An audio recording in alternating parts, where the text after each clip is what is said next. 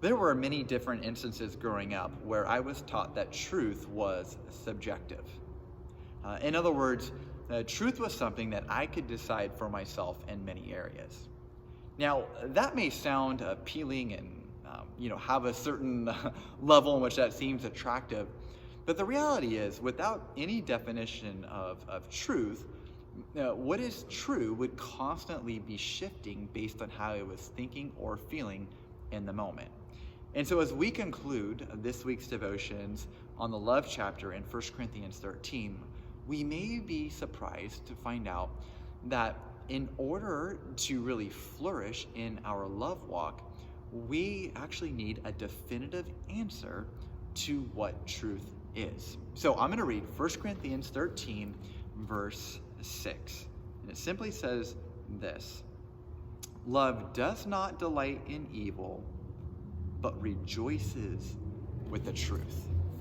Now, the reason that love does not delight in evil is because it rejoices in the truth. So truth then becomes the means by which we are kept from delighting in evil. So the question is this: how are we to day in and day out, through our ups and downs, through when we're tired, through all the emotions that life offers, right? How are we to both discover and then walk in this truth so we do not delight in evil?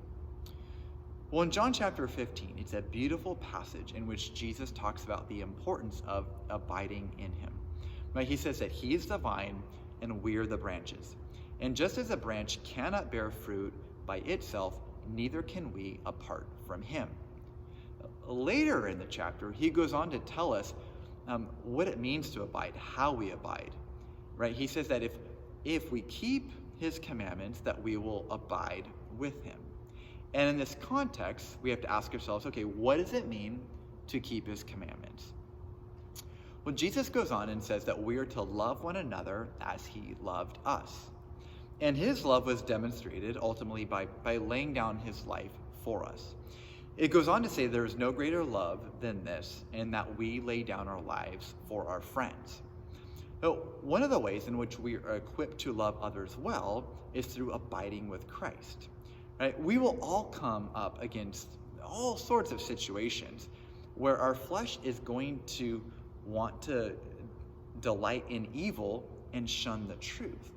But as we daily abide in Jesus, we will constantly be reminded of the truth, and as a result, we will have the ammunition to resist delighting in evil. So my encouragement is this. I want to encourage you to read John chapter 15. And then I simply want you to ponder this one short question: what would it look like to daily abide with Christ?